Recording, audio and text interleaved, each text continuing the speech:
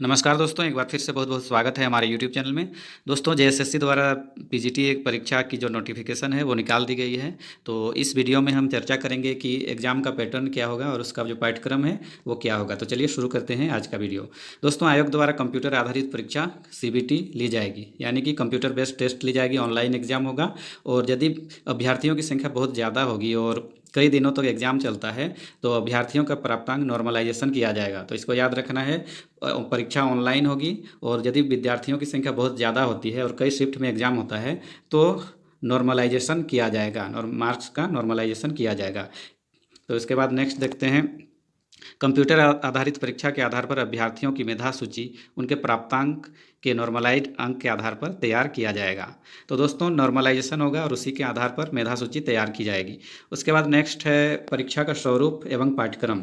परीक्षा एक चरण में ली जाएगी, एक ही परीक्षा होगी एक चरण में। परीक्षा में सभी प्रश्न वस्तुनिष्ठ एवं बहुविकल्पीय उत्तर युक्त होंगे। तो दोस्तों, जो प्रश्न पूछने की प्रवृत्ति होगी वो क्या होगा, वस्तुनिष्ठ प्रवृत्ति के होंगे और उसमें बहुविकल्प दिए जाएंगे, यानी कि 4 विकल्प दिए जाएंगे।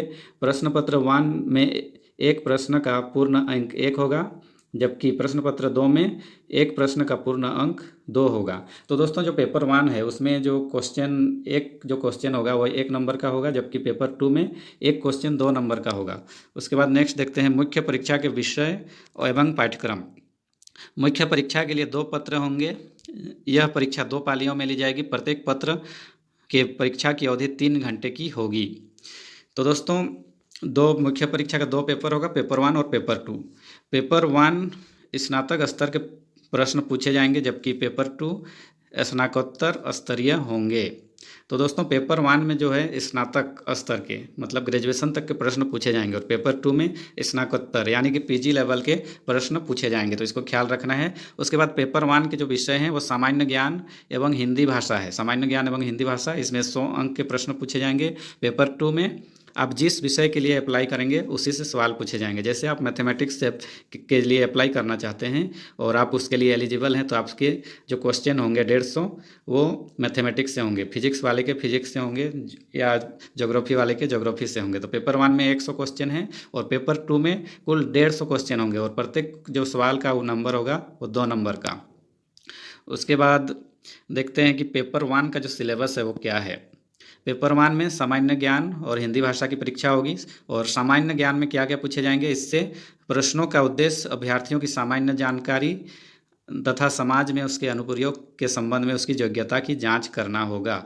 यानी कि जो विशेष बेसिक जो सामान्य जानकारी होती है जो दिनचर्या में हम लोग उपयोग करते हैं उसके बारे में आपको history, geography, polity, current affairs से थोड़ा बहुत आपको जानकारी रखना है। साथ ही साथ वैज्ञानिक प्रगति, अंतर्राष्ट्रीय राष्ट्रीय पुरस्कार, खेल खिलाड़ी इत्यादि के बारे में आपको अवेयर रहना है। तो इसका ख्याल रखें। उसके बाद आगे देखते हैं समसामयिक घटनाएं। उसके बाद भारत का इतिहास, संस्कृति, भूगोल, पर्यावरण, आर्थिक परिदृश्य, स्वतंत्रता आंदोलन, भारतीय कृषि, प्राकृतिक संसाधनों की प्रमुख विशेषताएं। यानी कि जीएस बहुत ही इसका लंबा चौड़ा सिलेबस है। आपको हर टॉपिक का थोड़ा बहुत नॉलेज रखना होगा, हर विषय का। तो उसके बाद है सामान्य विज्ञान। सामान्य विज्ञान के प्रश्न पत्र में दिन प्रतिदिन के अवलोकन एवं अनुभव पर आधारित विज्ञान की सामान्य समक्ष एवं परिबोध से संबंधित प्रश्न होंगे, जैसा कि एक शिक्षित व्यक्ति से उम्मीद की जाती है। उसके बाद सामान्य गणित। सामान्य गणित में क्या पूछा जाएगा, जो 10वीं स्तर के प्रश्न होंगे। मानसिक क्षमता, यानी कि इसमें रीजनिंग के सवाल होंगे। उसके बाद है कंप्यूटर का मूलभूत ज्ञान, कंप्यूटर से संबंधित सवाल भी होंगे। उसके बाद नेक्स्ट पार्ट में है झारखंड राज्य के भूगोल, इतिहास, सभ्यता, संस्कृति, भाषा, साहित्य, स्थान, यानी कि झारखंड राज्य से भी सवाल पूछे जाएंगे। तो इसको ख्याल रखना है। उसके बाद है हिंदी भाषा ज्ञान। हिंदी भाषा ज्ञान के अंतर्गत अपठित अनुच्छेद और हिंदी व्याकरण से आधारित प्रश्न पूछे जाएंगे। तो दोस्तों, हिंदी भाषा में क्या पूछा जाएगा, अपठित अनुच्छेद, यानी कि अनुच्छेद का से प्रश्न पूछे जाएंगे और व्याकरण से आधारित सवाल जवाब पूछे जाएंगे। उसके बाद नेक्स्ट है मुख्य परीक्षा के आधार पर होगी मेधा सूची का निर्माण। तो दोस्तों, प्रश्न पत्र 1 जो है वो अर्हक प्रश्न पत्र होगा, अर्थात इसमें मात्र न्यूनतम 33% अंक प्राप्त करना अनिवार्य है। दोस्तों जो पेपर 1 है वो सिर्फ उसमें पास नंबर आपको लाना है, क्वालिफाई करना है, 33% लाना है जीएस और हिंदी मिला के। तो इसमें आपको विशेष ध्यान नहीं देना है, हल्का फुल्का पढ़ के आप इसमें पास कर सकते हैं। तो पेपर 1 को याद रखना है, ये क्वालिफाइंग नेचर का है और 33% मार्क्स लाना अनिवार्य है और आपको याद रखना है कि नेगेटिव मार्किंग नहीं है। उसके बाद प्रश्न पत्र 2 स्नातकोत्तर स्तरीय होगा और पेपर 2 में जो प्राप्तांक के आधार पर मेधा सूची तैयार की जाएगी, परंतु यह न्यूनतम अंक 50% लाना अनिवार्य होगा। दोस्तों पेपर 2 के जो सवाल होंगे, मतलब जिस विषय के लिए आप अप्लाई करेंगे वो स्नातकोत्तर स्तरीय होगा, यानी कि पीजी लेवल का होगा और इसी के आधार पर मेधा सूची तैयार की जाएगी। लेकिन आपको कम से कम 50% अंक लाना अनिवार्य है, इसको याद रखना है।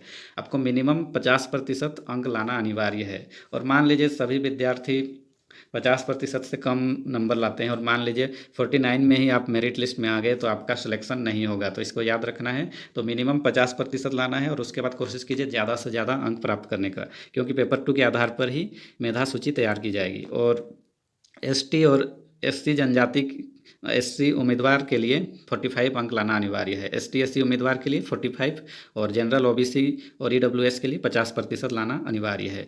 प्राप्त मेधा सूची के आधार पर अभ्यर्थियों के शैक्षणिक प्रशिक्षणिक जाति प्रमाण पत्रों की जांच करते हुए +2 विद्यालयों में स्नातकोत्तर प्रशिक्षित शिक्षकों के रिक्त पदों के विरुद्ध नियुक्त और पदस्थापन हेतु नियमावली गठित राज्य स्तरीय स्थापना समिति में होगी। तो दोस्तों मेधा सूची जो तैयार किया जाएगा उसके बाद आपका जाति प्रमाण पत्र, शैक्षणिक प्रमाण पत्र, ये सब चेक किया जाएगा।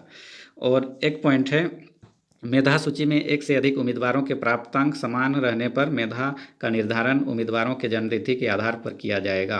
तो दोस्तों मान लीजिए कि 2 अभ्यर्थियों का नंबर समान आता है पेपर 2 में, तो जिसका उम्र ज़्यादा होगा उसको मेधा सूची के लिए नामित किया जाएगा। मेधा के आधार पर अनारक्षित पद के लिए तैयार मेधा सूची के समान मापदंड पर आरक्षित वर्ग के अभ्यर्थी के आने की स्थिति में उक्त अभ्यर्थी की गणना अनारक्षित वर्ग के अनुमान्य पदों के विरुद्ध की जाएगी। उसके बाद नेक्स्ट पॉइंट क्या है, परीक्षा में न्यूनतम अर्हतांक से कम अंक वाले अभ्यर्थियों को मेधा सूची में शामिल नहीं किया जाएगा। तो कम से कम आपको मिनिमम जो अनारक्षित वर्ग है, अनुसूचित BC1 और BC2 के जो विद्यार्थी हैं, मिनिमम 50% अंक लाना अनिवार्य है और पिछड़ी जाति और अनुसूचित जनजाति के लिए 45% अंक लाना अनिवार्य है। तो दोस्तों ये था एग्ज़ाम का पैटर्न और सिलेबस। तो उम्मीद करते हैं आपको ये वीडियो अच्छा लगा होगा। अगले वीडियो में फिर मिलेंगे कोई नए टॉपिक के साथ, तब तक आप अपना ख्याल रखिए। धन्यवाद।